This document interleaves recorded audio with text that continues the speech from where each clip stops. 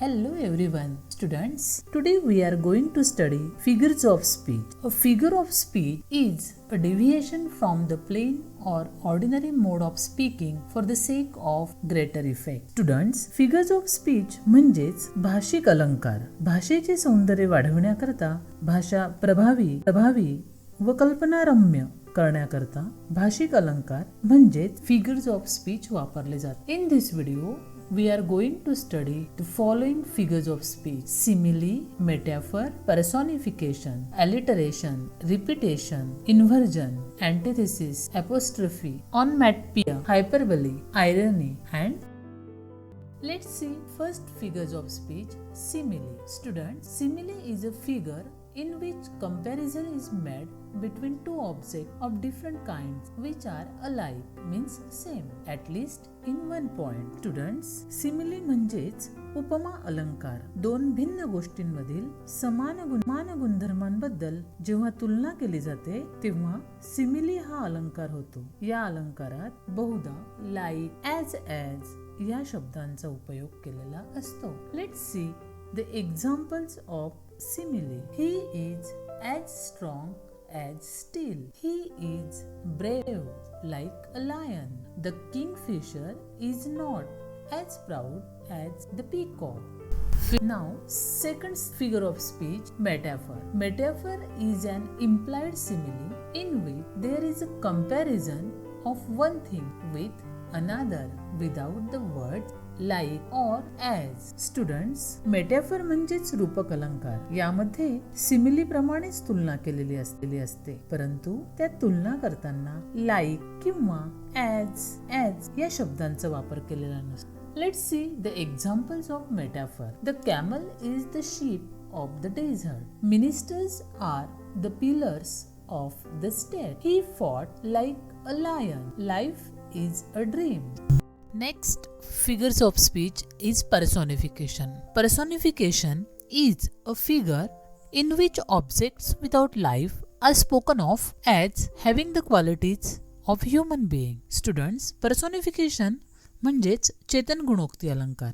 या अलंकारात निर्जीव वस्तू सजीव आहेत असे किंवा प्राणी, कीटक, पक्षी, वनस्पती अशा निसर्गातील वस्तूंना मानवी गुणधर्म, भावना, चेतना आहेत असे दर्शवलेले असते. Let's see the examples of personification. Stars danced in the sky. His mind cried and cried. The mountains Singh together. Students, या वाक्यांमध्ये स्टार, हिज माइंड, माउंटन्स यांना सजीव असल्याप्रमाणे भासवलेलं आहे, म्हणून येथे पर्सोनिफिकेशन हा अलंकार होतो आहे. Figure of speech is alliteration. When sounds are repeated in a sentence for pleasing or musical effect, the figure of speech is alliteration. Means repetition of the same letter or syllable at the beginning of two or more words. Students, alliteration म्हणजेच अनुप्रास अलंकार. या अलंकारात भाषेचा गोडवा, सौंदर्य वाढविण्याकरता एकाच प्रकारचे ध्वनी असलेल्या अक्षरांचा उपयोग केलेला असतो. Let's see examples of alliteration. See the circle of waves in the sea. I love the lovely life. The snake slept under a spray. See the circle of waves in the sea. या पहिल्या वाक्यात स हा sound परत आलेला आहे. I love the lovely life. दुसऱ्या वाक्यात ल हा साऊंड परत आलेला आहे. The snake slept under a spray. तिसऱ्या वाक्यात स हा साऊंड परत आलेला आहे. And so here alliteration figure of speech is occurred.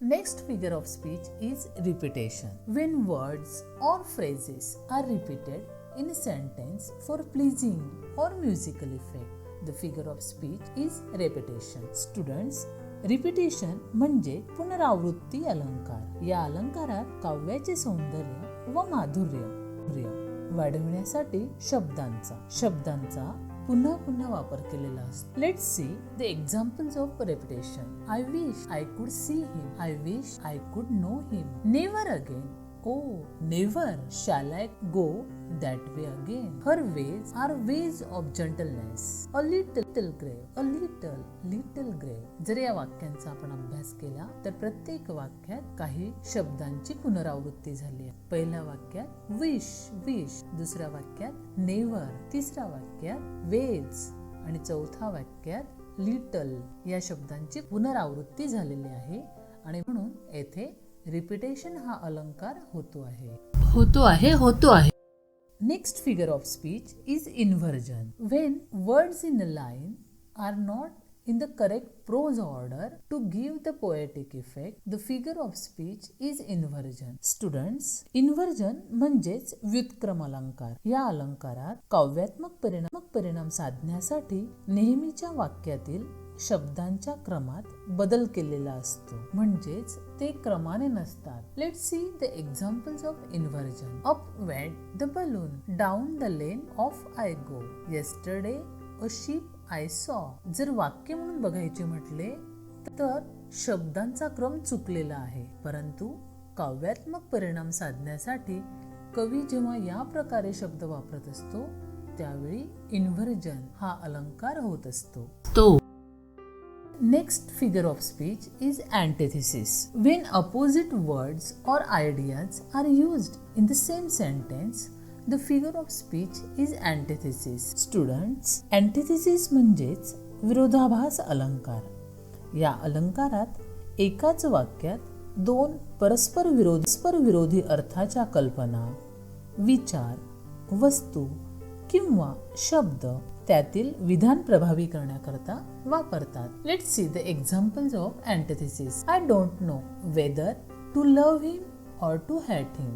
Man proposes, God disposes. To err is human, to forgive divine. Speech is silver, but silence is golden. Students, या वाक्यांचा अभ्यास केला तर आपल्याला लक्षात येतं की प्रत्येक वाक्यात दोन कल्पना विरोधी अर्थाच्या वापरलेल्या आहेत. जसं पहिल्या वाक्यात लव आणि हेट, दुसऱ्या वाक्यात प्रपोजेस, डिस्पोजेस, तिसऱ्या वाक्यामध्ये to err and to forgive आणि चौथ्या वाक्यात स्पीच आणि सायलेन्स. या परस्पर विरोधी कल्पना वाक्य प्रभावी बनवण्यासाठी वापरलेल्या आहेत, म्हणून येथे अँटिथिसिस हा अलंकार झालेला आहे. Next figure of speech is apostrophe. When non-living thing or an invisible entity such as God is treated as a person and spoken to, the figure of speech is apostrophe. Means an absent person, an inanimate object or idea or an imaginary character is directly addressed. Students, apostrophe means परोक्ष संबोधन अलंकार. या अलंकारात अमूर्त, निर्जीव, काल्पनिक इत्यादी गोष्टी सजीव आहेत असे समजून विधान केलेले असते. Let's see the examples of apostrophe. Oh life, you are mystery to me. Goodbye winter, oh God, please forgive me. Students, या वाक्यांचा जर आपण अभ्यास केला तर आपल्याला लक्षात येईल की ज्या अमूर्त निर्जीव कल्पना आहे त्यांना सजीव समजून कवीने वाक्य तयार केलेले आहेत. ओ लाईफ, आता जीवन बोलू शकते का? नाही, पण कवी जीवन या शब्दाशी जसे बोलत आहे असे दर्शवत आहे. गुड बाय विंटर, आपण विंटर म्हणजेच हिवाळ्या ऋतूला बाय बाय करत असतो का?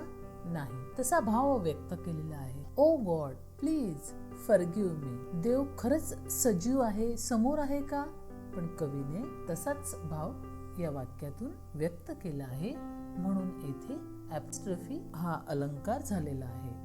On mat pier, when a word conveys the sound that is to be expressed, the figure of speech is onomatopoeia. Means it is an employment of words that imitate the sound or echo the sense. Students, onomatopoeia means ध्वनी अनुकरणात्मक अलंकार. या अलंकारात ध्वनी, आवाज व्यक्त करणारे शब्द कवीने वापरलेले असतात. Let's see the examples. The roar of the waves was deafening. Vroom vroom goes the motorbike. The thunder roared and lightning crashed. या ठिकाणी कवीने waves साठी roar हा आवाज दिलेला आहे. मोटरबाईक साठी vroom vroom असा आवाज दिला आहे.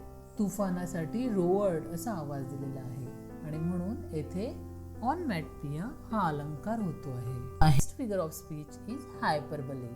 Means exaggeration. When a statement is overstated or exaggerated for effect, the figure of speech is hyperbole or exaggeration. Students, hyperbole or exaggeration means अतिशयोक्ती. या अलंकारात एखादी कल्पना, विचार किंवा घटना अतिशयोक्तीपूर्ण सांगितलेली असते. Let's see examples of hyperbole. He rode faster than the wind. She wept oceans of tears. I have told you the same thing 10,000 times before. Students, आपण जर या एक्झाम्पल्सचा अभ्यास केला तर आपल्या लक्षात येईल की सर्व वाक्यांमध्ये अतिशयोक्ती केलेली आहे. तो वाऱ्यापेक्षा जोरात जात होता. ती अनेक महासागरे रडली किंवा मी तुला 10,000 वेळा सांगितले. तर ह्या सर्व गोष्टी अतिशयोक्ती आहे आणि म्हणून या ठिकाणी अतिशयोक्ती म्हणजेच हायपरबोले हे फिगर ऑफ स्पीच आहे. The next figure of speech is irony. A statement meaning quite the opposite of what it says. Means words are used with opposite intention. Students, irony means उपहास किंवा व्याजस्तुती अलंकार. या अलंकारात उपहास व्यक्त करण्यासाठी दोन विरुद्ध कल्पनांचा वापर एका वाक्यात किंवा एका कडव्यात केलेला असतो. Let's see the examples of irony. They call me Indian abroad but in my own land I don't know who I am. The name of my neighbor's huge dog is Tiny. The police station gets robbed. A fire station burns down. आपण जर या वाक्यांचा अभ्यास केला तर आपल्या लक्षात येतं की वाक्यात वापरलेल्या दोघही कल्पना या विरुद्ध आहे. म्हणून येथे आयरनी हा अलंकार होतो. The last figure of speech is pun. It is a play on words. Pun has the humorous use of word or words with two or more meaning. One word expresses two meanings. Students, pun म्हणजे कोटी किंवा श्लेष अलंकार. या अलंकारात एक किंवा दोन शब्दांवर विनोदी कोटी केलेली असते. Let's see the examples of pun. Is life worth living? It depends on liver. A woman powder the face while a soldier faces the powder. The scientist was struggling to find out the cause of lightning when it struck him. Well, Mr. Shepherd, where is your flock? Students, या वाक्यांचा अभ्यास केला तर आपल्याला लक्षात येतं की या शब्दांमध्ये विनोदी कोटी केलेली आहे आणि म्हणून येथे पन हा अलंकार झालेला आहे. Students, hope you have understood the figures of speech given in this video. In our next video, we will study our next topic. Till then, goodbye.